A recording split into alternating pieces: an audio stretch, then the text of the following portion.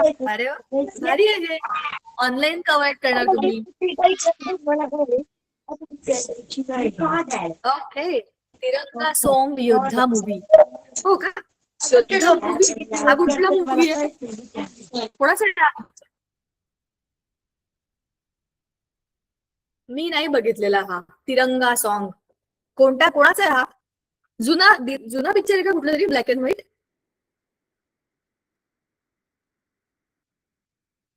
सिद्धार्थ अच्छा अच्छा, सिद्धार्थ मल्होत्राचा पिक्चर आहे काय हा? बघितला असेल तरी मला माहिती नाही. नाही बघितलं पण मला माहिती असता. एक बघितला होता मी कुठला तरी 2-3 वर्षापूर्वी बघितला होता, त्याचा शेवटचा पिक्चर. जाऊ द्या. आज मागच्या 2-3 महिन्यामध्ये एवढा भारी पिक्चर पाहिला ना मी, त्याच्यामुळे बाकी सगळे पिक्चर विसरून गेले. तुम्ही पाहिला असेल तो धुरंधर, बघितला की नाही तुम्ही? धुरंधर पार्ट 1 पार्ट 2. हा, बघितला नसेल तर थोडे मोठे झाल्यावर बघा. आता तुम्हाला दाखवतील नाही दाखवतील मला माहिती नाही. प्लेन हायजॅकचे मी नाही बघितला. मग 100% नाही बघितला. ओके, चला. भेसळ तुमचा टॉपिक. माझ्या टॉपिक मध्ये कधीच भेसळ नसते. मी जो टॉपिक तुम्हाला सांगते तो मी बिना भेसळीचा घेते. मागच्या वेळेला आपण भेसळीवरती एक व्हिडिओ बघणार होतो, तो राहिलाय बरं का आपला, तो मी दाखवते. आणि आजच्या नवीन टॉपिक कडे जाणार आहे, पण त्याच्या आधी माझ्याकडे काय आहे बघा.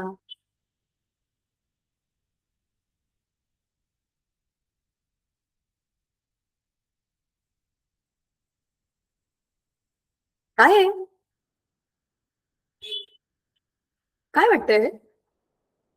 कॅन्डल कशासाठी घेतली असेल मी? आज माझा बर्थडे म्हणून? एनिवेज, माझा बर्थडे असेल तरी पण मी काय मेणबत्ती वगैरे विझवत बसले नसते. आपण दिवे लावतो, विझवत नाही. तर आजचा टॉपिक याच्याशी रिलेटेड आहे, पण तो नंतर. आणि तुम्हाला भेसळीचा व्हिडिओ दाखवायचा आहे मला. Wait, let me open that video. मेणबत्ती बरोबर. आणि आजकाल तुम्ही किती लोक मेणबत्ती वापरता लाईट गेल्यावरती? आधी तर लाईट जातात का? जातात. करेक्ट, बरोबर. जेव्हा लाईट जातात तेव्हा आपण ते इन्व्हर्टर पण बंद झालं तरच वापरतो, तर आजकाल लाईट असतात बऱ्यापैकी सगळे. चला, भेसळीचे व्हिडिओ दाखवू आणि मग आपण आपल्या आजच्या नमस्कार विद्यार्थी मित्रांनो, या खास ती बाई सादरीकरणात बोलायला तुमचं लागली. स्वागत आहे. आज आपण एका अशा वैज्ञानिक रहस्याचा पर्दाफाश करणार आहोत जे थांब बघ, थेट आपल्या थांब. आणि आम्हाला एका ठिकाणावर येऊ तर दे. झाली लगेच सुरू ती बोलायला. थांब.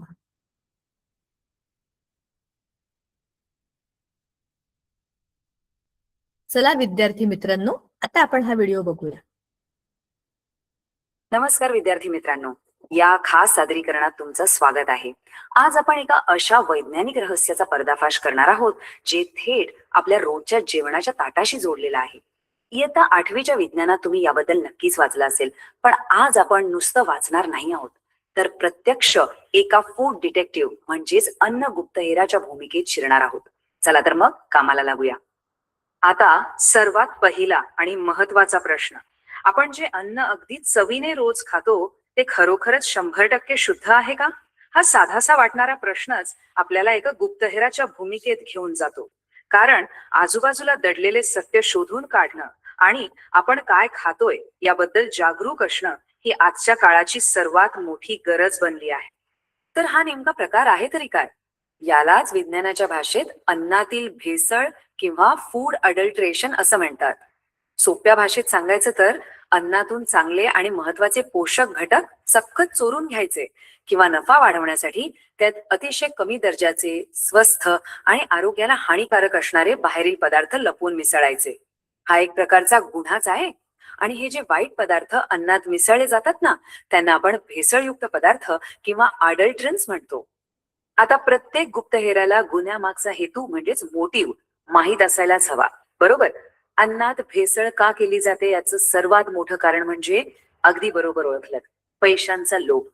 कमी खर्चात जास्त वजन किंवा प्रमाण दाखवून बक्कळ नफा कमवणे. दुसरं कारण म्हणजे अन्न जास्त आकर्षक बनवणं. फळं किंवा भाज्या कृत्रिमरित्या ताज्या, चमकदार आणि रंगीबेरंगी दिसाव्यात यासाठी थेट रसायनांचा वापर केला जातो. आणि तिसरं म्हणजे अन्न लवकर खराब होऊ नये म्हणून त्यात अनैसर्गिक रसायनं मिसळणे. आता आपण या संशयितांच्या यादीवर एक नजर टाकूया. रोजच्या वापरातील हे पदार्थ बघा, दूध, हळद, मध. आणि धक्कादायक गोष्ट म्हणजे यात काय काय मिसळलं जात आहे ते पहा. दुधामध्ये फक्त पाणीच नाही तर चक्क युरिया आणि कपडे धुण्याचं डिटर्जंट सुद्धा असू शकतं. विचार करा. मधात साखरेचा पाक, काळ्या मिरीत पपईच्या बिया आणि तुम्हाला आवडणाऱ्या आईस्क्रीम मध्ये तर चक्क वॉशिंग पावडर किंवा नायट्रेट. ऐकूनच अंगावर काटा आला ना? आता आपण वळूया यातील छुप्या धोक्यांकडे. वाय दिस मॅटर्स म्हणजेच हे सगळं समजून घेणं आपल्यासाठी इतकं महत्वाचं का आहे? कारण ही समस्या फक्त किराणा दुकानात वजन कमी मिळण्यापुरती किंवा फसवणुकीपुरती मर्यादित नाहीये. ही थेट आपल्या आरोग्याशी खेळणारी एक अत्यंत गंभीर बाब आहे. हे अशुद्ध आणि भेसळयुक्त पदार्थ नकळत खाल्ल्याने शरीरावर भयंकर वाईट परिणाम होतात. तत्काळ दिसणाऱ्या धोक्यांमध्ये पोटदुखी, जुलाब किंवा फूड पॉइझनिंग म्हणजेच विषबाधा होऊ शकते. पण मित्रांनो, याहूनही भयंकर आहे ते दीर्घकालीन धोके. सतत असं भेसळीचं अन्न खाल्ल्याने आपलं यकृत आणि मूत्रपिंड म्हणजेच लिव्हर आणि किडनी कायमची निकामी होण्याचा धोका असतो. कृत्रिम रंगांमुळे कॅन्सर सारखे गंभीर आजार होऊ शकतात आणि सर्वात वाईट म्हणजे अन्नातून पोषणच मिळत नसल्याने कुपोषणाची समस्या उद्भवते. चला, घाबरून जाण्याचं काहीही कारण नाही, कारण आता आपण या सादरीकरणाच्या सर्वात रोमांचक भागाकडे वळणार आहोत. आता वेळ आली आहे प्रत्यक्ष तपास करण्याची. घरच्या घरी अगदी साध्या आणि सोप्या विज्ञानाची मदत घेऊन स्वयंपाकघरातल्या अन्नाची चाचणी कशी करायची हे आपण शिकणार आहोत. विज्ञान किती भारी आणि उपयुक्त असू शकतं हे तुम्हाला आता नक्कीच समजेल. तर सुरुवात करूया आपल्या सगळ्यांचा रोजच्या परिचयाच्या दुधापासून. दुधाची चाचणी करणं अगदी सोपं आहे. एक स्वच्छ गुळगुळीत पृष्ठभाग घ्या, जसं की एखादी काच. ती थोडी तिरपी धरा आणि त्यावर दुधाचा फक्त एक थेंब टाका. आता तो थेंब काचेवरून कसा खाली घसरतो ना, याचा अगदी बारकाईने निरीक्षण करा. ह्या चाचणीचा निकाल अगदी स्पष्ट असतो. जर दूध एकदम शुद्ध असेल तर ते काचेवरून अगदी हळूवारपणे खाली वाहेल आणि मागे एक स्पष्ट पांढरी रेघ किंवा खूण सोडेल. पण जर दुधात पाण्याची भेसळ असेल ना, तर ते दूध अतिशय वेगाने पाण्यासारखं खाली वाहून जाईल आणि काचेवर कसलीही पांढरी खूण शिल्लक राहणार नाही. आहे ना एकदम सोपी आयडिया? यानंतर आपण आपल्या रोजच्या जेवणातील मसाल्यांची तपासणी करूया. हळद किंवा लाल तिखट म्हणजे मिरची पावडर मध्ये रंगाची भेसळ आहे की नाही हे पाहण्यासाठी एका पारदर्शक काचेच्या पेल्यात साधे पाणी घ्या. त्यात 1 चमचा हळद किंवा मिरची पावडर टाका.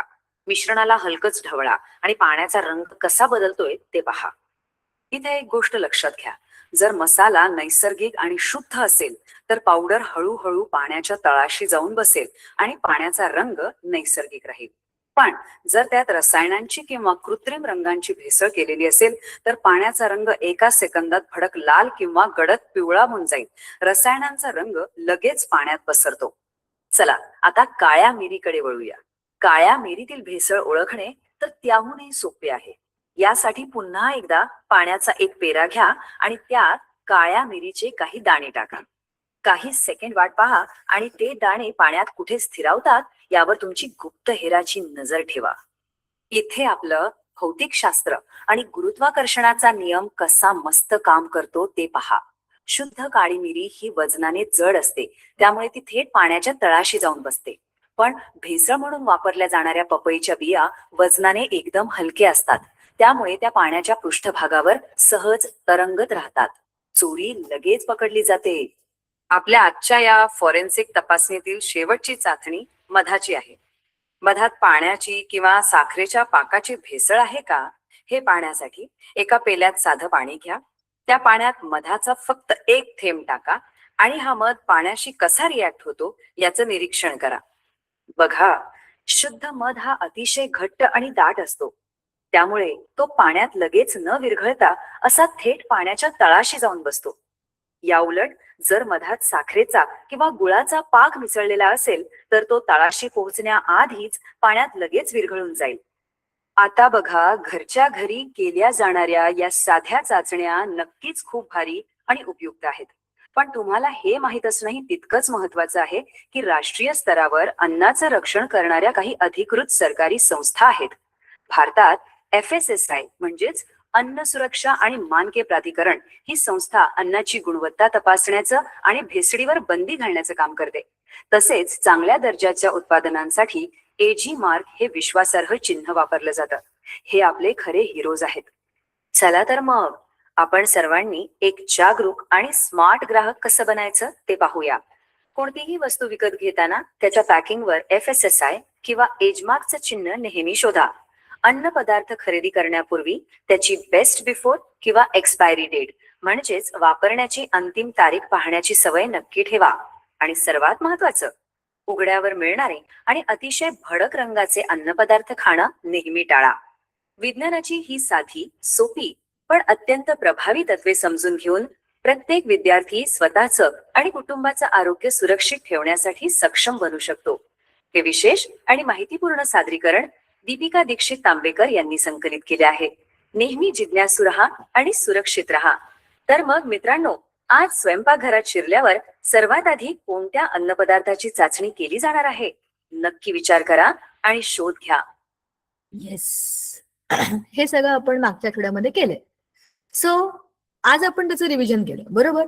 मागच्या आठवड्यामध्ये आपण हे सगळे प्रयोग केले, आपल्या आपल्या घरातलं सामान आणलं आणि पटापट सांगितलेल्या टेस्ट करून पाहिल्या, त्याची PPT पाहिली. अन्नातील भेसळ आता आपल्याला खूप चांगली कळली. आपल्या घरात राहून 7वी 6वी 8वीच्या लेवलला आपल्याला ज्या ज्या गोष्टी करता येणं शक्य त्या आपण केल्या. आज आपण एका नव्या विषयावर बोलणार आहे, तो आहे, सांगा काय असेल?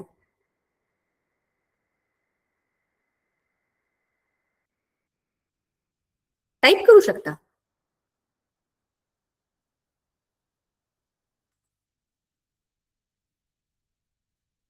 केलं का?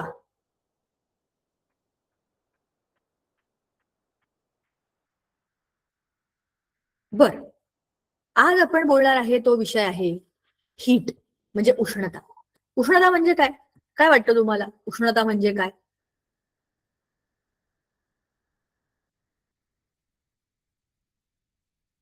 सांगा सांगा सांगा. तुम्हाला म्यूटच केलंय का? म्हणजे तुम्ही बोलूच शकणार नाही का? हे दाखवून ठेवलंय कारण की मी विचार करते की तुमच्या डोक्यात काय काय गोष्टी येतील यातनं.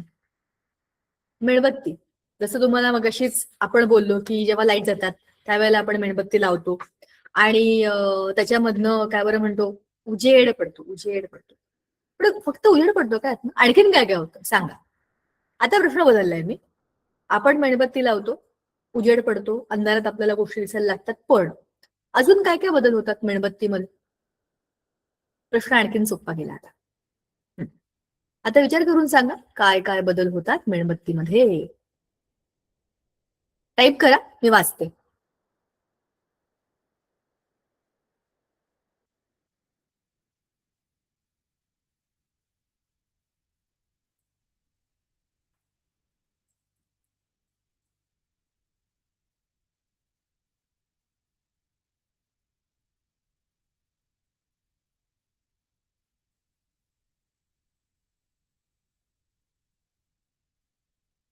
कुठे गेलात? बरं थांब. Late me check. मेल्ट होते. शाबाश. बरोबर. मेणबत्ती. अरे, हळदीचा प्रयोग परत केला का तुम्ही? प्रवीण थोरात मागच्या व्हिडिओमध्ये केलं होतं की नाही आपण? बरोबर. मेणबत्ती छोटी छोटी होते, वितळते. बरोबर बरोबर बरोबर. सगळे उत्तर बरोबर आहेत.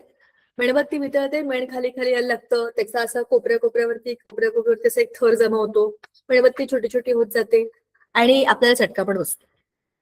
आगाऊपणा करून बघितला, त्या मेणाला हात लावून बघितला, त्या हाताला असं स्टिकी स्टिकी लागतं, पण चटका पण बसतो. आपण इकडनं तिकडे मेणबत्ती देतो ना, तेव्हा हातावर पडते टुपुक आणि मग तिथे चटका बसतो, म्हणजे ते गरम असतं. पण तरी हा हळूहळू कमी होत जाते आणि त्यात दोरा पण असतो, दोरा पण कमी कमी होत जातो. एकदा तुम्ही शांत वेळाने फक्त मेणबत्ती लावून बघा आणि बघा तुम्हाला काय काय निरीक्षण दिसतात. आता मी तुम्हाला दाखवणार आहे PPT आणि मग आपण ह्यातनं आजचा विषय काय आहे तो पण बघू आणि मग सगळ्यात शेवटी आजचा व्हिडिओ. ठीक आहे, चला चर्चा करूया. मेणबत्तीचे मेण खाली येते, शाबाश. दोरा पण जळतो, शाबाश. करेक्ट. याचा अर्थ तुम्ही सगळ्यांनी मेणबत्ती बघितलेली आहे. आपला आजचा विषय आहे हीट. चला, किती गरम होतंय ना? होतंय का? आता नाही होते. 1-2 महिन्यापूर्वी बघा कसं गरम होत होतं आपल्याला, उन्हाळा सुरू होता तेव्हा. आताचा आपला टॉपिक आहे properties of heat, how energy moves and transforms. Heat ही एक एनर्जी, एक ऊर्जा आहे. उष्णता ही एक ऊर्जा आहे आणि ती एका ठिकाणाहून दुसरीकडे ट्रान्सफर होते, म्हणजे ती जागा बदलते. कशी काय जागा बदलत असेल? माणसं चालत जातात, पक्षी उडतात, मासे पोहतात, प्राणी चालतात, झाडं हलतात. ऊर्जा कशी प्रवास करेल? एका ठिकाणून दुसरीकडे ऊर्जा जाणार असेल तर ऊर्जा कशी जात असेल? सांगा. आधी याचं उत्तर द्या मला तुम्ही. एका ठिकाणून दुसरीकडे ऊर्जा जात असेल तर ती कशी जात असेल? तुमचं उत्तर बघायचंय मला. दोरा जळतो वाकेच्या साहाय्याने. वाकेच्या म्हणजे वाफेच्या साहाय्याने. बरं, ठीक आहे, वाफ असू शकतं. बरं.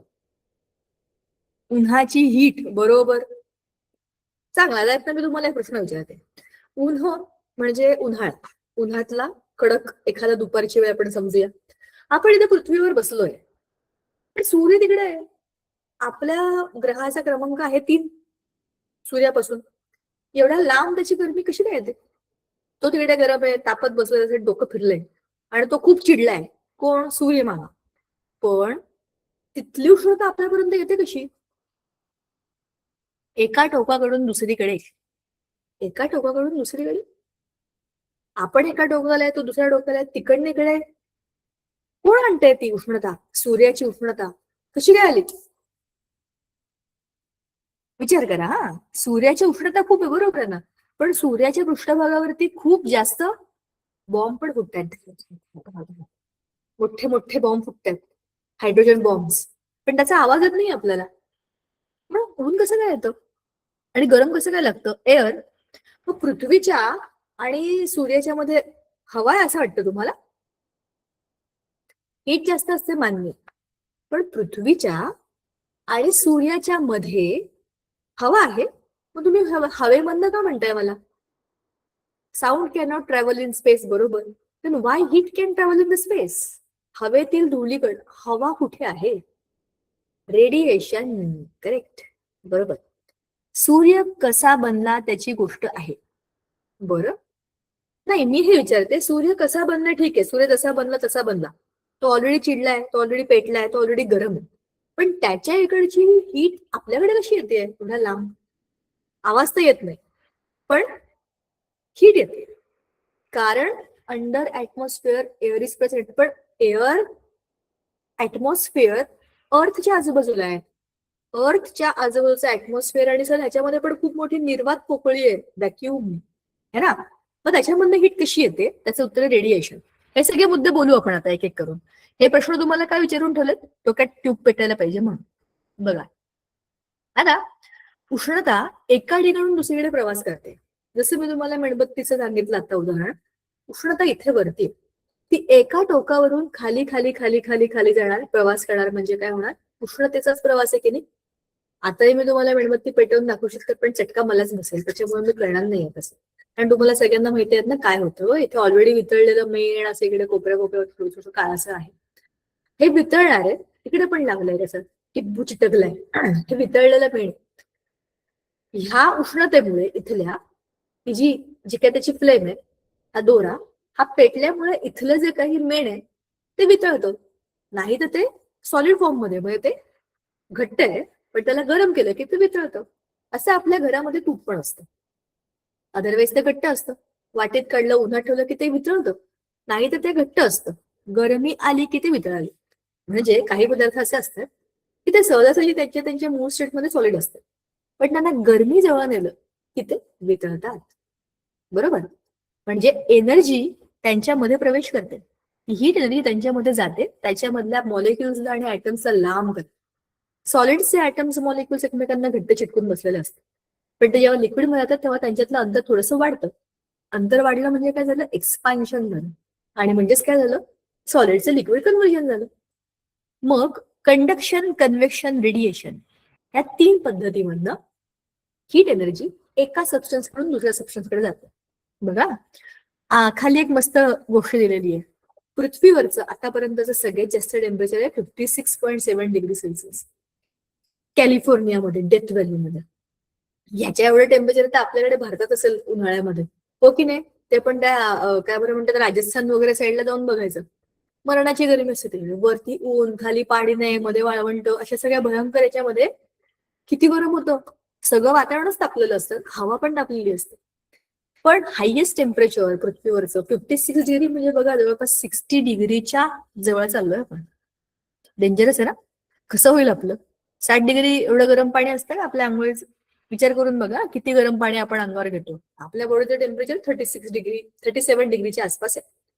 पण 60 डिग्री टेम्परेचर म्हणजे किती गरम पाणी? उकळत्या पाण्याने आंघोळ करतो का आपण 100 डिग्रीच्या पाण्याने? विचार करून बघा कसला डेंजरस विचार आहे. 100 डिग्रीच्या पाण्याने हाताला फोड येतो, नुसती वाफ आली तरी. एवढं उकळतं पाणी तर गेलोच कामात ना आपण. मग असं किती टेम्परेचरचं पाणी असतं जे आपण आंघोळीला वापरतो? तुम्ही तुमच्या आंघोळीच्या पाण्याचं टेम्परेचर कधी चेक केलंय का? तुमच्या घरी थर्मोमीटर असेल तर नक्की आंघोळीचं पाणी बघा की तुम्हाला किती गरम पाणी आवडतं. मला थोडंसं जास्त गरम पाणी आवडतं. उकळतं पाणी नाहीये, थोडंसं जास्त गरम. बाकीच्या लोकांना ते खूप गरम वाटतं, मला ते चांगलं गरम वाटतं. त्याच्याहून थोडं गरम असलं, कमी गरम असलं तर मला ते कोमटच वाटतं. कोमट पाणी मला नाही आवडत. ते कधी आवडतं? उन्हाळ्यामध्ये. थंडी, पावसाळा याच्यामध्ये कडक पाणी आंघोळीला पाहिजे. पण कडक म्हणजे किती टेम्परेचर? ह्याचं उत्तर माहितीये का? हे चेक करावं लागेल. थर्मोमीटर ठेवायचं आणि चेक करायचं आणि मला सांगायचं पुढच्या लेक्चरला की तुम्ही जेव्हा आंघोळ करता तर तुमच्या पाण्याचं अंदाजे तापमान किती असतं. एका दिवसाचं घेऊन बघा, मग समजेल. आता एक महत्वाचा ह्याच्यामध्ये जो काही मुद्दा आहे, उष्णता नेहमी गरम कडून थंड अशा ठिकाणी होते. जिकडे खूप हीट आहे अशा ठिकाणून जिकडे कमी हीट अशा ठिकाणी. बघा ना आपल्या वर्गामध्ये पण खूप गर्दी गर्दी असेल तर आपल्याला बसायला आवडत नाही. मग आपण जिकडे कमी गर्दी आहे तिथे जातो की नाही, कूल रिलॅक्स होतो की नाही. तसंच हीट पण एकाच ठिकाणी खूप जमा झाली की ती काय करते, स्वतःला मोकळं करते. जिकडे खूप आहे तिकडनं कमी आहे अशा ठिकाणी ती प्रवाहित होते. म्हणजेच काय होते, ती बॅलन्स होते. बरोबर. बघा, गरम पाणी, थंड पाणी, तुम्ही ह्या दोघही पाण्याला मिक्स केलं आणि एका बघा त्याच्यात दिलंय बघा चित्रामध्ये, पहिल्या ह्याच्यामध्ये गरम पाणी, दुसऱ्या ह्याच्यामध्ये थंड पाणी. ह्या दोनही पाण्याला मिक्स करायला तुम्ही एका तिसऱ्या कपमध्ये टाकलं तर काय होईल, ते थर्मल इक्विलिब्रियमला येईल. म्हणजेच काय आहे, थंड आणि गरम ह्याचा एक सुवर्ण मध्य. जे खूप गरम आहे ते त्यातली गरमी हळूहळू थंड पाण्याला देऊन टाकेल आणि जे थंड आहे ती गरमी घेईल. Because heat goes from high to low temperature. जास्त गरमीकडून कमी गरमीकडे ऑटोमॅटिक हीट जाणार आहे. म्हणजेच थंड पाणी आता थोडं गरम होणार आहे आणि जे गरम पाणी आहे ते जरा कमी गरम. म्हणजे दोघांचं काय होईल, टेम्परेचर सारखं होईल आणि मग युनिफॉर्म टेम्परेचर होईल. आपण आंघोळ करताना पण हे करतो, एका बादलीत थंड पाणी, एका बादलीत गरम पाणी. मग खूप गरम झालं तर आपण गार पाणी त्यात टाकतो आणि मग आपलं पाणी आंघोळ करण्याजोगं होतं. थर्मल इक्विलिब्रियम म्हणजेच काय, higher temperature to lower temperature हा नॅचरल फ्लो आहे. पाणी पण बघा ना, हाय टू लो अशा हाईटवर येते. बरोबर. साऊंड पण जिथे क्रिएट होतो तिकडनं जिकडे नाहीये त्या बाजूला स्प्रेड होत जातो. सो हा नेचरचा रूल आहे, जिकडे हाय आहे तिकडनं जिकडे लो आहे तिकडे जायचं. जसं आपण एक कोणीतरी मेसेज केलाय. काय मेसेज केलाय, let me check. What is the message? काय मेसेज आहे? टकटक. आणि तुम्ही हँडरेस का केलेत? हँडरेस करू नका. ह्याच्यामध्ये मेसेजमध्ये किती टाकलंय ते मला सांगा काय आहे ते. कोमट पाणी, 200 हीटचं पाणी. 200 डिग्री का 200 फॅरनहाईट? तुला थंडी आवडते? ओके. मला थंडी आवडते पण मला थंडीत सुट्टी आवडते. मला थंडीमध्ये मला शाळा नाही आवडत. सूर्याचे पृथ्वीवरील सर्वात जास्त हीट आणि टेम्परेचर. बरं. Okay okay okay. काय काय? सूर्यकिरणांमुळे हो बरोबर. सूर्यकिरणांमुळे सूर्याची जी काही गरमी आहे ती पृथ्वीकडे येते, पण किरणांबरोबर त्याच्यामधली हीट आपल्याला जास्त गरजेची. किरण ठीक आहे ते उजेडा करतात, पण त्यातली हीट आपल्याला फोटोसिंथेसिस मध्ये मदत करते. Conduction, convection, radiation, this are three ways of heat transfer. Conduction is in the solids. जर स्टीलचा चमचा घेतला, त्या स्टीलच्या चमच्याला असं मेणबत्तीवर धरलं आणि त्याला गरम केलं तर काय होईल, इकडे तापेल आणि माझ्या बोटला पण चटका बसेल. That is solid. एका सॉलिड माझ्या हातातनं चमचा, दुसरा सॉलिड आणि तिसरा सॉलिड, सॉलिड बनला हीट ट्रान्सफर. बरोबर ना. त्याच्यामध्ये पण स्टीलचा चमचा असेल तर हीट ट्रान्सफर होईल, लाकडाचा घेतला तर काय होईल आणि प्लास्टिकचा घेतला तर काय होईल? उत्तर द्या, मेसेज मध्ये सांगा. मेणबत्तीच्या एका टोकाला म्हणजे पेटत्या टोकाला जर मी स्टीलचा चमचा ठेवला तर माझा हात दुसऱ्या बोटाला मला चटका लागेल, मला समजेल की तो तापला. पण मी चमचा जर प्लास्टिकचा घेतला किंवा लाकडाचा घेतला तर काय होईल?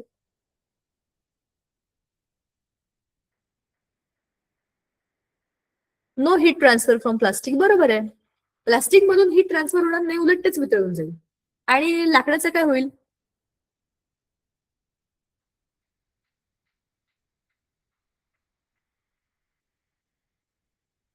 लाकडाच्या चमच्याचं काय होईल? जळूनच जाईल. खरंच आहे. त्याला हीट ट्रान्सफर करायची काही गरजच नाही, तो हीट ट्रान्सफरच होईल, तो स्वतःच आग घेऊन घेऊन येईल. म्हणजेच काय होईल? म्हणजेच काय, फक्त मेटल्स असे असतात जे हीट इकडून तिकडे ट्रान्सफर करतात. नॉन मेटलिक सबस्टन्सेस मध्ये ही प्रॉपर्टी नाहीये आणि ते स्वतःच वितळतात किंवा ते स्वतःच जळून जातात. पण हे सॉलिड मध्ये होतं, they take up the heat. दुसरं आहे लिक्विड्स मध्ये कॉन्व्हेक्शन. पाणी, चला आपण एक इमॅजिन करूया, आपल्या गॅसच्या फ्लेम वरती आपण एक स्टीलचं भांडं ठेवलं, त्याच्यामध्ये पाणी ठेवलं आणि त्या पाण्याला ऑन केलं. आता पावसाळा आहे, बऱ्याच ठिकाणी उकळलेलं पाणी पितात घरांमध्ये, तुम्हाला माहिती असेल. पाणी ठेवलंय पातेल्यामध्ये, खालून गॅस ऑन केला आपण आणि आता आपण बघत बसलो त्या पाण्यात. सुरुवातीला ना ते पाणी एकदम कूल असतं, आपल्यासारखंच असतं, आपण त्याच्याकडे बघतो, ते आपल्याकडे बघतं, चालू राहतं काम. नंतर खाली ना बुडाशी असे बुडबुडे आल्यासारखे वाटतात, थोडे थोडे थोडे. मग आपल्याला जाणवायला लागतं ते पाण्यामध्ये आता काहीतरी हालचाल व्हायला लागलेली. तोपर्यंत स्थिर असतं ते पाणी. जसे खालून बुडबुडे यायला लागतात तसे त्याच्यामध्ये हालचाल व्हायला सुरुवात व्हायला लागते. मग नंतर ते बुडबुडे वरती येतात. बघितलं तुम्ही, असे वरती येतात आणि मग वरती वरती पण हालचाल होते. थोड्या वेळानंतर आपल्याला कळतं की सगळं पाणी असं ढवळायला लागलं. आपल्याला खालचा भाग दिसत नाही, आपल्याला वरती बुडबुडे दिसतात, पण खरं तिथे चक्र सुरू झालेलं असतं, त्याला म्हणतात कॉन्व्हेक्शन, अभिसरण. गोल फिरतं ते गोल चक्र, खालचं पाणी वर, वरचं पाणी खाली, खालचं पाणी वर, वरचं पाणी खाली, असं का होतं? अरे खाली जे पाण्याचे मॉलिक्युल आहेत तर चटके बसतात ना, मग ते उड्या मारून मारून वर येतात. मग वरून जाणार कुठे ते? वरच्या मॉलिक्युलला खाली ढकलतात ते आणि खालचे परत उडी मारून वर येतात. हे चक्र तोपर्यंत चालू राहतं तोपर्यंत तुम्ही खालून त्याला गरम करताय. आठवतं मला मागच्या वेळेला मी सांगितलं होतं पॉपकॉर्न. कुकरमध्ये पॉपकॉर्न ठेवलं आणि खालून गरम केलं की ते उडतात आतमध्ये, चटके बसतात ना खालून. तोपर्यंत ते मस्त बसलेले असतात जोपर्यंत तुम्ही त्याला गरम करत नाही. कुकरमध्ये बसून राहतात ते पॉपकॉर्नचे कॉर्न. गरम करा बघा कशी टणाटणा उड्या मारतात, कारण की खालून हीट मिळालेली आहे. मग आता पाण्याला सुद्धा तुम्ही खालून हीट दिली म्हणजे काय झालं? तर चक्र सुरू झालं, कॉन्व्हेक्शन. तिसरं, रेडिएशन. हे तुमच्या मगाशच्या प्रश्नाचं उत्तर आहे. तुम्ही जे सांगितलं रेडिएशन, सूर्याची ऊर्जा, एवढी हीट आपल्यापर्यंत येते कारण रेडिएशनला मीडियमची गरजच नाही. साऊंडला मीडियमची गरज आहे. अर्थ आणि सनच्या मध्ये मीडियम नाहीये, देर इज व्हॅक्युम. म्हणून तिथे किती पण मोठ्या आवाजामध्ये काहीही झालं तरी आपल्या कानांपर्यंत ते पोहोचतच नाही. Thank God. तर ते आवाज ऐकून ऐकूनच मेलो असतो आपण, एवढे भयंकर आवाज आहेत तिकडे. साधे दिवाळीचे फटाके फोडले तर आपल्याला असं होतं, तेवढा आवाज आहे. तिथे बॉम्ब फुटतात, मोठे मोठे ऍटम बॉम्ब, आणि त्या आवाजाने आपण कसं जगलो असतो? पृथ्वीवरचा कुठला जीव जगू शकला असता? देवाची किती काळजी आहे, देवाला किती काळजी आहे बघा आपली, की नकोस ह्यांच्यापर्यंत हे आवाज. पण जी गरज आहे ती यांच्यापर्यंत आपण भागवली पाहिजे. म्हणजे उष्णता पाहिजे आपल्याला आणि लाईट पाहिजे ना. म्हणजे लाईटला काय म्हणतात? लाईटला म्हणतात लाईटच. म्हणजे सूर्याची उष्णता आणि सूर्याची किरण, बरोबर, ह्या दोनही गोष्टी आपल्याकडे आहेत. हे आलं कंडक्शन, कॉन्व्हेक्शन, रेडिएशन बद्दल. आता आपण जाऊया आपल्या पुढच्या मुद्द्याकडे. तिसरं आहे heat travels through the solids, जे मी तुम्हाला मगाशी सांगितलं ते.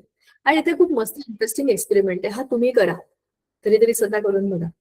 गरम पाणी, उकळतं पाणी, त्याच्यामध्ये चमचा ठेवायचा आणि त्या चमच्याच्या दुसऱ्या टोकाला बटर ठेवायचं, बटर किंवा तूप ठेवा, पण घट्ट ठेवा. आणि बघा काय होतंय, तुमचं बटर हळूहळू हळूहळू वितळून त्या पाण्यामध्ये जाऊन पडेल. कोण काहीतरी तुम्ही हँड रेस का करताय बाळांनो? तुम्ही म्यूट आहात. जळेल, लाईट इज इक्वल टू प्रकाश, ओके. याला सापेक्ष संवेदना म्हणतात. कशाला सापेक्ष संवेदना? म्हणजे अमेरिकेने जपान मधील एका शहरात अणुबॉम्ब टाकला, हो, महायुद्धाच्या वेळेला. आपली पृथ्वीला पण प्रकाश आहे. आपल्या पृथ्वीला स्वतःचा प्रकाश नाहीये, आपल्याला सूर्याचा प्रकाश मिळतो. सापेक्ष संवेदना कशाला म्हणतात? हे जरा सांगा ना मला, इंग्लिश मध्ये काय आहे ते सांगा ना मला. सापेक्ष म्हणजे मला माहिती रिलेटिव्ह, संवेदना म्हणजे काय? रिलेटिव्ह. आणि कशाबद्दलचं आहे हे? म्हणजे कुठल्या पॉइंट बद्दल सांगता तुम्ही सापेक्ष संवेदना? पीपीटी मधल्या कुठल्या मुद्द्याबद्दल? जरा टाईप करा बरं का तिकडे, म्हणजे मला समजेल. रिलेटिव्ह संवेदना म्हणजे काय सांगा तुम्हीच मला. मला I don't know, sorry to say this, की मला तो एक्झॅक्ट शब्द नाही माहिती, पण तो तुम्ही मला सांगा. Diamonds are the best natural conductors of heat, even better than copper और सिल्वर. हो का? बघा, मला सांगा तुम्ही, याच्याबद्दल विचार करा आणि मला सांगा. डायमंड्स हे सगळ्यात चांगले हीट ट्रान्सफर करणारे, कंडक्ट करणारे मटेरियल असं असं असं म्हटलं इकडे. हा, तुम्ही चेक करून मला सांगायचं आहे, आणि बरोबर आहे का नाही ह्याच्याबद्दल आपण पुढच्या वेळेला चर्चा करूया. दुसरा आहे आपला हा प्रयोग, धातू आणि लाकूड तापमानाचा भ्रम. काय केलंय? दोघांनाही आपण समान टेम्परेचरवर ठेवलंय, 25 डिग्री 25 डिग्री. काय केलं आपण? 2 चमचे लाकडाचे किंवा 2 चमचे आपल्या ह्याचे स्टीलचे, हे दिवसभर आपण ठेवून दिले. कशामध्ये? जिकडे रेग्युलर टेम्परेचर असतं असं आपल्या रूम मध्ये.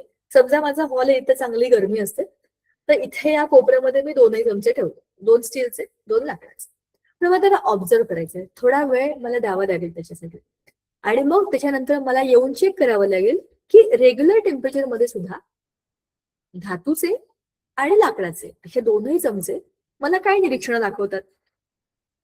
म्हणजे घर गरम असेल, दुपारची वेळ असेल, तर माझे स्टीलचे चमचे असेही तापतील आणि लाकडाच्या चमच्याला काहीच होणार नाही. बरोबर?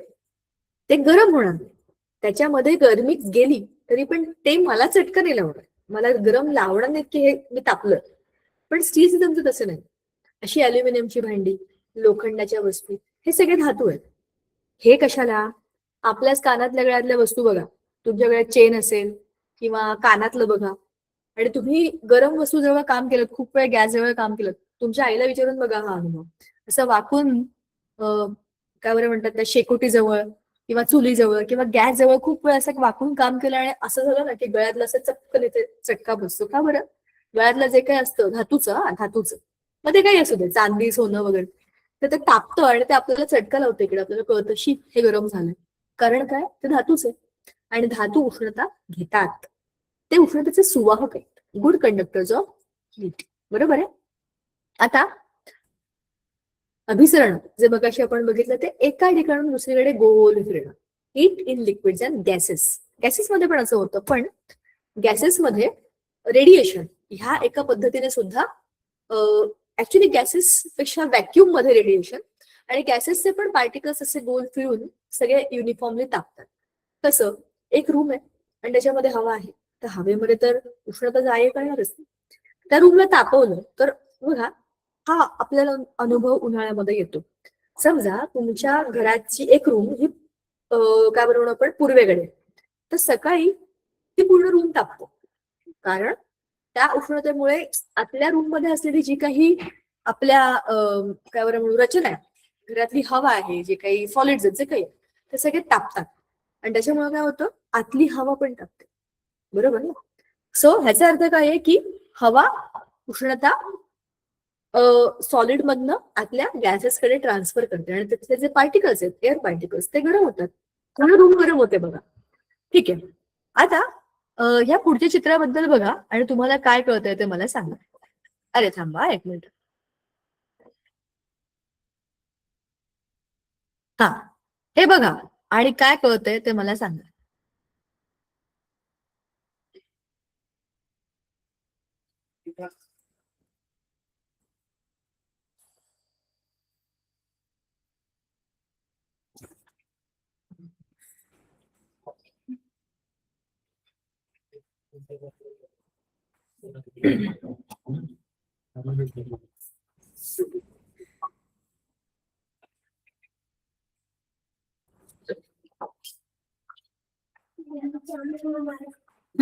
अभिसरण सुवाहक.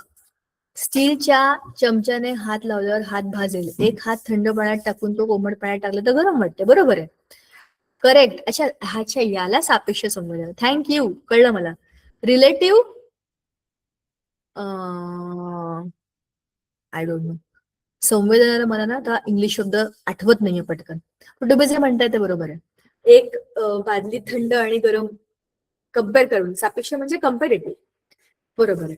आता इव्हॅपोरेशन, अभिसरण, सुवाहक, हे तुम्ही मगाच्या प्रश्नांची उत्तर दिली आहेत ना मला. बरोबर. बघा आता काय मुद्दा हा आहे. काय केलंय आपण, एक मेटलचं झाकण, काचेची बाटली, मेटलचं झाकण, अशा भरपूर बरण्या आपल्या घरामध्ये असतात.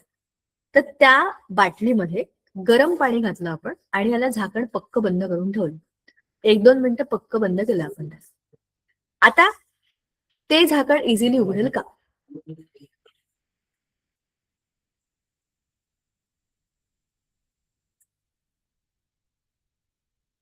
प्रश्न कळला? काचेची बाटली आणि मेटलचं झाकण. तर हे झाकण म्हणजे ह्या बाटलीमध्ये आपण गरम पाणी घातलंय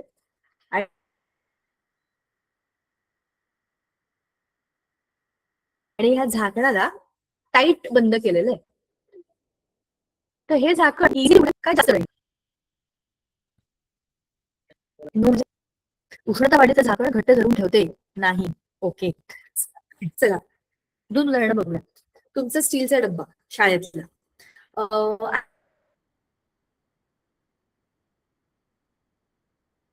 आई आपल्याला गरम गरम भाजी पोळी भरून देतात त्याच्यामध्ये आणि कधी कधी पटकन झाकण लावतो आणि असा डबा आपण शाळेत घेऊन गेलो उघडायचा खूप वेळ लागतो.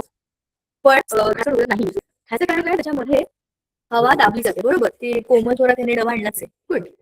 पण तुम्हाला दुसरं उदाहरण सांगते. आता इथे जे दिलं होतं की नाही, अशी एक जामची बाटली, तुम्हाला माहिती आहे ते किसान जाम वगैरे मिळतात. त्या जामच्या बाटलीला काचेची बाटली आणि वरती मेटलचं झाकण असतं. एकदम टाईट बॉटल, एवढी टाईट बॉटल, नवी नवी बॉटल, की तिला जर आपण सील काढलंच नाहीये, ते झाकण काढलं जात नाही, पटकन निघत नाही.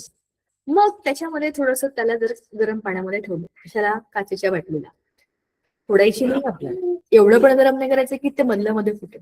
किंचित गरम केलं तर वरचं जे झाकण आहे ना ते इझिली निघतं. कारण काय, किंवा झाकण उलट करून ठेवलं, झाकण तर मेटलचं आहे, त्याला गरम करायचं आपल्याला. ते गरम दिले की थोडस किंचित ते प्रसरण पावतं, मग ते लवकर सुटतं. ते घट्ट असतं कारण त्याला टाईट बसवलेलं आहे.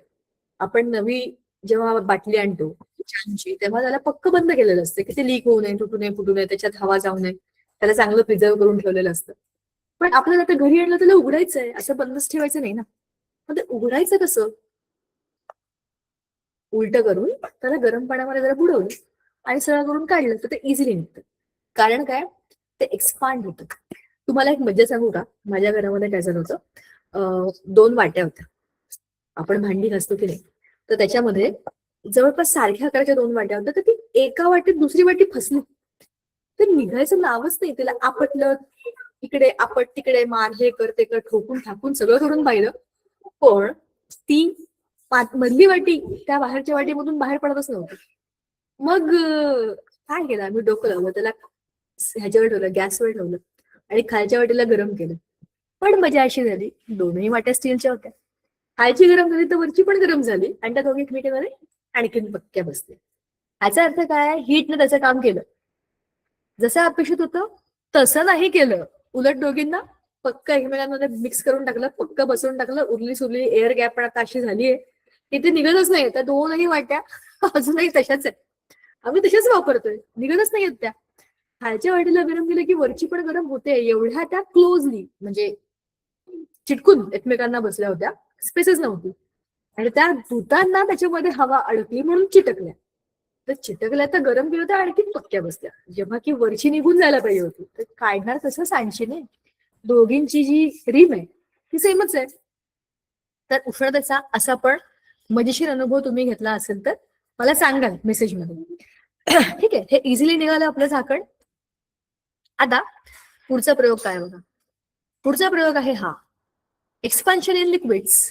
हा, आता हे खूप मस्त इंटरेस्टिंग आहे. समजून घ्या याच्यामध्ये काय, हा सेटअप काय, हा तुम्ही घरी करून बघू शकता. पण त्याच्याकडे तुम्हाला स्ट्रॉ असायला पाहिजे घरामध्ये. काही नाही, अगदी सोपं आहे. हळदीचं पाणी किंवा रंगीत पाणी करायचं. कशामध्ये, खाली आपल्या कंटेनरमध्ये किंवा स्टीलच्या बाउलमध्ये किंवा काचेच्या बाउलमध्ये असं रंगीत पाणी घ्या आणि त्याच्यामध्ये आपलं म्हणजे रंगीत पाणी या बॉटलमध्ये घ्या आणि बाजूला तुम्ही गरम पाणी, हे तुम्हाला आधी काय करायचं की आपल्या काचेच्या किंवा प्लास्टिकच्या, पण चांगल्या प्लास्टिकच्या अशा आपल्या ह्याच्यामध्ये या बाटलीमध्ये रंगीत पाणी घ्यायचं. हळदीचं पाणी घेऊ शकता, काही रिस्क पण नसते. आणि त्या बाटलीच्या तोंडाला क्ले किंवा आपली कणिक असते ना, कणिक, आणि पक्क बंद करायचं आणि आतमध्ये टाकायची स्ट्रॉ, ह्याच्यामध्ये स्ट्रॉ टाकायची. आणि ही अशीच्या अशी बाटली, आता ह्याच्यामध्ये पाणी गेलंय स्ट्रॉ मध्ये थोडस, ही अशीच्या अशी बाटली गरम पाण्यामध्ये बाउलमध्ये ठेवायची आणि बघायचं काय होतं. सुरुवातीला ना पाणी असं खाली असतं, खाली. थोड्या वेळानंतर ते पाणी आपोआप वर चढतं. असं का होतं? ह्याच्या मधलं जे पाणी आहे ते एक्सपांड झालं. म्हणजेच काय, बाहेरच्या उष्णतेमुळे आतलं पाणी एक्सपांड होतं. पाणी तेच, पण त्याचं व्हॉल्यूम वाढतो, कारण की तुम्ही त्याला उष्णता दिली, म्हणजे त्याला काय केलं, तुम्ही मोकळं केलं, मोठं केलं. सो हीटमुळे आपल्या मॅटरचं किंवा सबस्टन्सेसचं एक्सपान्शन होतं, द्रवाचं प्रसरण होतं. बरोबर. आता हा प्रयोग काय आहे? एकदम मस्त सोपा प्रयोग आहे, हे तुम्ही घरी करू शकता. मी तुम्हाला सांगितलं असतं गरम पाणी आणा, थंड पाणी आणा, आपल्या मोबाईलच्या आजूबाजूला पाणीच पाणी झालं असतं. शिवाय बलून बिलून अशा सगळ्या गोष्टी आणणं घरात असतातच असं नाही. पण तुम्ही इथे बघून तुम्हाला इझिली समजेल काय प्रयोग आहे. हे गरम पाणी आहे आणि त्याच्यामध्ये प्लास्टिकची बाटली ठेवली आहे. इमॅजिन करा, एवढ्या उकळत्या पाण्यामध्ये प्लास्टिकची बाटली अशी राहील का? पक्की चांगली स्ट्रॉंग प्लास्टिकची बाटली आहे. इथे गरम पाणी आहे. त्या बॉटलच्या तोंडाला एक बलून लावलंय. काय होणार आहे? इथे असलेल्या उष्णतेमुळे बाटलीच्या आत असलेली हवा एक्सपांड होईल आणि ती एक्सपांड झालेली हवा या बलून मध्ये जाईल. उष्णतेमुळे तो बलून फुगेल. आता हीच बॉटल त्या गरम पाण्यातनं काढून आपल्याला बर्फात टाकायची. फुगलेला बलून खाली पडेल. का बरं? थंडीमध्ये हवा आकुंचित होते, गरमीमध्ये हवा प्रसारण पावते. सूर्य इथे कळ. आता बघा, आपल्या समुद्र काय म्हणू आपण, समुद्राच्या वरती उन्हाळ्यामध्ये काय होतं, खूप उष्णता असते आणि त्याच्यामुळे जी काही पाण्याची वाफ होते ती प्रसरण पावते, वरती वरती वरती जाते. बरोबर.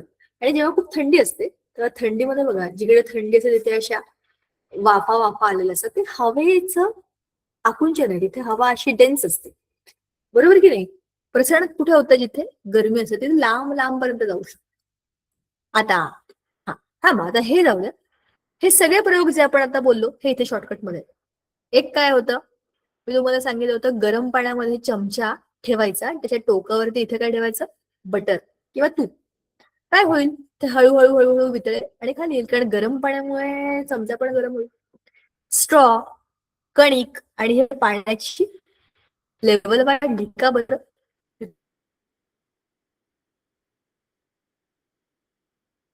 Because heat expands the liquid. तसं गॅसेस गरम पाण्यामध्ये बोलून फुटतो. नंतर मेटल लीड गरम पाण्यात टाकले की इझिली निघते. आठवलंय आपण आता बोललो होतो. आणि हा प्रयोग तुम्ही घरी करायचा. हा सोपा प्रयोग आहे. 2 बाटल्या घ्यायच्या एकसारख्या, एकाला पांढरा पेपर लावायचा, एकाला काळा पेपर लावायचा. पेपर नसेल तर काळ्या रंगाचं कापड लावलं तरी चालेल. पांढरं कापड, काळं कापड हे उन्हात ठेवायचं आणि मग 2 तासांनी 4 तासांनी निरीक्षण करायचं की आतल्या पाण्याचं काय होतं. पाणी भरून ठेवायचं, नुसतंच ठेवायचं नाही, तरी कमी पाणी भरून ठेवायचं आणि पांढऱ्या रंगाच्या पेपरच्या बॉटलमध्ये, काळ्या रंगाच्या पेपरच्या बॉटलमध्ये काय फरक पडला हे बघायचं. आणि जसं आपण मगाशी बघितलं, निळं आणि लाल असे 2 वेगवेगळे थंड आणि गरम पाणी मिक्स केलं तर काय होईल, एक सोल्युशन बनेल वेगळ्याच रंगाचं, पण त्याचं तापमान समान असेल. बरोबर. आणि धातू उष्णता प्रवाहित करतात, अधातू नाही करत. म्हणजेच काय, heat transfers in the good conductors. ह्या सगळ्या गोष्टी आपण आता पाहिल्या. आता आपण बघूया त्याचा व्हिडिओ. ठीक आहे, समजलं? आजचा विषय होता काढली तर तिचे झाकण बरोबर फ्रीज मध्ये ठेवले की झाकण उघडत नाही, कारण ते थंड असतं. तर थोडा वेळ ठेवलं बाहेर की आपोआप ते निघतं. करेक्ट आहे, शाबाश रिद्धी. आता व्हिडिओ बघूया. आज तुम्हाला करण्यासारखा मला काही प्रयोग वाटलंच नाही, कारण काय, उष्णता उष्णता कुठे रिकामे उद्योग घरामध्ये आपल्या डेंजरस वस्तू असतात. चला.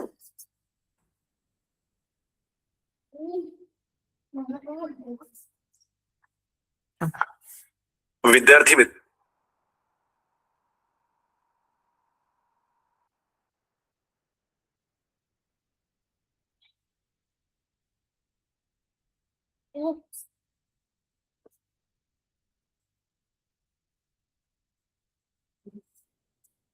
मित्रांनो, आजच्या या खास स्पष्टीकरणात आपण एका अत्यंत रंजक विषयावर चर्चा करणार आहोत. उष्णता. होय, उष्णता ही फक्त जाणवणारी गोष्ट नाही, तर ती एक अदृश्य प्रवासासारखी आहे. ती कशामधूनही प्रवास करते आणि आजूबाजूचं जग कसं बदलते ते आज आपण या सोप्या आणि मजेदार प्रयोगांमधून समजून घेणार आहोत. आता प्रश्न पडतो की हीच उष्णता स्थायू, द्रव आणि वायूंची नक्की कशी वागते. चला तर मग याचा शोध घेऊया. अगदी आपल्या स्वयंपाकघरातील टेबल पासून ते आपण श्वास घेत असलेल्या हवेपर्यंत ही औष्णिक ऊर्जा किंवा थर्मल एनर्जी कसा प्रभाव पाडते हे पाहणं खरोखरच कमाल आहे. पदार्थाच्या तिन्ही अवस्थांमध्ये उष्णतेचा हा खेळ कसा चालतो या मुख्य प्रश्नाचे उत्तर आज आपण शोधणार आहोत. आजच्या या प्रवासात आपण 5 मुख्य गोष्टीवर लक्ष केंद्रित करणार आहोत. एक म्हणजे स्थायूंमधून उष्णतेचा प्रवास, दुसरं द्रवांमध्ये उष्णतेचं प्रसरण, तिसरं हवेचे प्रसरण आणि उष्णता, चौथं आपल्या उष्णतेच्या संवेदनांना बसणारी फसवणूक आणि शेवटी तुमच्यासाठी असलेलं इयत्ता 8वीचं एक खास आव्हान. तर सुरुवात करूया आपल्या पहिल्या टप्प्यापासून, स्थायूमधून उष्णतेचा प्रवास. इथं एक अतिशय सोपा पण भारी प्रयोग आहे. समजा आपण एका स्टीलच्या चमच्याचे एक टोक गरम पाण्याच्या वाटीत ठेवले आणि बाहेर असलेल्या दुसऱ्या टोकावर लोण्याचा एक छोटा तुकडा लावला. काही मिनिटांनाच तुम्हाला दिसेल की ते लोणी हळूहळू वितळू लागतं. पाण्यातील उष्णता डोळ्यांना न दिसता चमच्याच्या एका टोकाकडून दुसऱ्या टोकाकडे प्रवास करते. ही अदृश्य हालचाल खरंच खूप रंजक आहे. विज्ञानाच्या भाषेत या प्रक्रियेला वहन किंवा इंग्रजीत कंडक्शन असं म्हणतात. हे अगदी स्पष्ट करतं की उष्णता खरोखरच स्थायू पदार्थांमधून भौतिक दृष्ट्या प्रवास करते, नेहमी गरम टोकाकडून थंड टोकाकडे. म्हणूनच गरम चहाच्या कपातला चमचा काही वेळाने वरपर्यंत गरम होतो. आणि हो, उष्णतेमुळे नुसतं तापमान वाढत नाही, तर स्थायूंचा आकारही बदलतो. तुम्हाला कधी काचेच्या भरणीचं घट्ट बसलेलं धातूचं झाकण उघडताना त्रास झालाय? त्यावर फक्त थोडं गरम पाणी ओतून पहा. गरम पाण्यामुळे धातूचं झाकण थोडंसं प्रसरण पावतं, त्याचा आकार किंचित वाढतो, ज्यामुळे बरणीवरील पकड सैल होते आणि ते झाकण अगदी सहजपणे उघडलं जातं. आता वळूया दुसऱ्या टप्प्याकडे, द्रवांमध्ये उष्णतेचे प्रसरण. स्थायूंचा आपण विचार केला, पण द्रवांमध्ये काय होतं ते पाहूया. एका बाटलीत रंगीत पाणी भरा, त्यात एक स्ट्रॉ टाका आणि ती बाटली मातीने किंवा कणिकने पूर्णपणे हवाबंद सील करा. आता ही बाटली कोमट पाण्याच्या एका मोठ्या भांड्यात ठेवा. थोड्याच वेळात तुम्हाला एक जादू दिसेल. बाटलीतलं रंगीत पाणी हळूहळू त्या स्ट्रॉ मध्ये वर चढताना दिसेल. असं का होतं? कारण अत्यंत महत्वाचा मुद्दा असा आहे की बहुतेक द्रव पदार्थ उष्णता दिल्यावर प्रसरण पावतात, ते अधिक जागा व्यापू लागतात. बाटली पूर्ण भरलेली असल्याने आणि सील असल्याने पाण्याला जायला दुसरी जागा नसते. म्हणूनच ते रंगीत पाणी स्ट्रॉच्या चिंचोळ्या जाणीतून वरच्या दिशेने ढकलले जाते. आणि इथे आणखी एक महत्वाचा नियम आहे. उष्णता नेहमी जास्त तापमान असलेल्या भागाकडून कमी तापमान असलेल्या भागाकडे वाहते. जोपर्यंत दोन्हीकडचं तापमान समान होत नाही, म्हणजेच थर्मल इक्विलिब्रियम साधला जात नाही, तोपर्यंत उष्णतेचा हा प्रवाह सुरूच राहतो. चला आता तिसऱ्या टप्प्याकडे जाऊया, हवेचे प्रसरण आणि उष्णता. हवेच्या रेणूंचं वर्तन पाहण्यासाठी हा प्रयोग एकदम परफेक्ट आहे. एका रिकाम्या बाटलीच्या तोंडावर एक फुगा ताणून बसवा. आता ही बाटली आधी कोमट पाण्यात आणि नंतर थंड पाण्यात ठेवून पहा. फुग्याच्या आकारात होणारा बदल तुम्हाला आश्चर्यचकित करेल. जेव्हा बाटली कोमट पाण्यात असते तेव्हा आतली हवा गरम होऊन प्रसरण पावते, तिला जास्त जागा लागते आणि ती फुग्यात शिरून फुगा फुगवते. या उलट बाटली थंड पाण्यात ठेवताच हवा आकुंचन पावते आणि फुगा पुन्हा लहान होतो. अगदी द्रवांमध्ये दिसणाऱ्या वर्तनासारखाच नियम इथेही लागू होतो, पण वायुरूपात. आता आपला चौथा टप्पा, आपल्या उष्णतेच्या संवेदनांना फसवणे. हे खूपच रंजक आहे. थेट सूर्यप्रकाशात 2 एकसारख्या बाटल्या ठेवा. एक काळ्या कागदात गुंडाळलेली आणि दुसरी पांढऱ्या. काळा पृष्ठभाग साहजिकच जास्त उष्णता शोषून घेतो, त्यामुळे काळ्या बाटलीतलं पाणी अधिक गरम होतं. पांढरा रंग उष्णतेची प्रारणे परावर्तित करत असल्याने त्यातलं पाणी तुलनेने थंड राहतं. म्हणूनच आपण उन्हाळ्यात फिकट रंगाचे कपडे घालतो, बरोबर? पण त्याहूनही कमाल गोष्ट पुढे आहे. एकाच खोलीत अनेक तास ठेवलेले धातूचे आणि लाकडाचे चमचे घ्या. त्यांचं तापमान अचूक एकच असतं. तरीही स्पर्श केल्यावर धातूचा चमचा अचानक खूप थंड वाटतो आणि लाकडी चमचा सामान्य किंवा किंचित उबदार वाटतो. असं का? याचं मुख्य कारण म्हणजे धातू हा लाकडाच्या तुलनेत उष्णतेचा उत्तम वाहक आहे. जेव्हा आपण धातूला स्पर्श करतो तेव्हा तो आपल्या हातातील उष्णता अत्यंत वेगाने स्वतःकडे खेचून घेतो. आपल्या शरीराची उष्णता वेगाने कमी झाल्यामुळे आपल्याला ते थंड वाटतं. म्हणजे बघा, एखादी वस्तू थंड वाटणे याचा अर्थ नेहमीच तिचे तापमान कमी आहे असा होत नाही. आपल्या मानवी संवेदनांना अत्यंत सहजपणे फसवता येतं. आता शेवटचा आणि 5वा टप्पा, इयत्ता 8वीचे आव्हान. आपण आतापर्यंत जेवढे प्रयोग पाहिले त्याचा हा एक उत्तम सारांश तक्ता आहे. वहन, द्रवांचे प्रसरण, हवेचे प्रसरण, उष्णतेचे शोषण आणि उष्णता वाहकता हे सगळं तुम्हाला यातून एका दृष्टिक्षेपात समजेल. हे तुमच्यासाठी अभ्यासाचं एक परिपूर्ण गाईड म्हणून नक्कीच काम करेल. आता तुमच्यासाठी आव्हान असं आहे की या तक्त्यातील कोणतेही 3 प्रयोग तुम्हाला घरी करून पाहायचे आहेत. पण नुसते प्रयोग नाही, तर एका खऱ्या वैज्ञानिकासारखं त्याचं उद्दिष्ट, साहित्य, कृती, निरीक्षण आणि निष्कर्ष नोंदवून ठेवायचे आहेत. यामुळे हा साधा प्रयोग एका खऱ्या गृहविज्ञान तपासणीत बदलेल. पण हे करताना एक गोष्ट अत्यंत महत्वाची, ती म्हणजे सुरक्षितता. कोणतेही प्रयोग करताना फक्त कोमट पाण्याचा वापर करा आणि तेही घरातील मोठ्या माणसांच्या देखरेखीखाली. विड्या ज्वाला, थेट गाज गरम करणे किंवा उकळते पाणी वापरणे पूर्णपणे टाळा. ही सर्व अद्भुत वैज्ञानिक माहिती आणि मुलांसाठी अत्यंत काळजीपूर्वक व सुरक्षितपणे तयार केलेले हे प्रयोग शिक्षिका दीपिका दीक्षित तांबेकर यांनी अतिशय सुंदररित्या डिझाईन आणि सादर केले आहेत. तर मित्रांनो, हे स्पष्टीकरण आता संपत आलं आहे. पण जाता जाता विचार करा, उष्णतेचा यापैकी कोणता अदृश्य गुणधर्म तुम्हाला तुमचा पुढचा प्रयोग करण्यासाठी सर्वात जास्त प्रेरणा देतोय? विज्ञान नेहमी तुमच्या आजूबाजूलाच असतं, फक्त शोधायला सुरुवात करा. तर मग पुढचा प्रयोग कोणता असणार आहे? पुढचा प्रयोग कोणताही असला तरी आई बाबांबरोबर करायचा आहे, स्वतः एकटा करायचा नाही. चला, आज आपण वेळेच्या पुढे गेलो आहे आणि बरोबर, आणि आपण आज सगळंच डिस्कस केलेलं आहे आणि पुढच्या वेळेला भेटू तेव्हा नवा विषय घेऊ. चलो, बाय बाय, थँक्यू.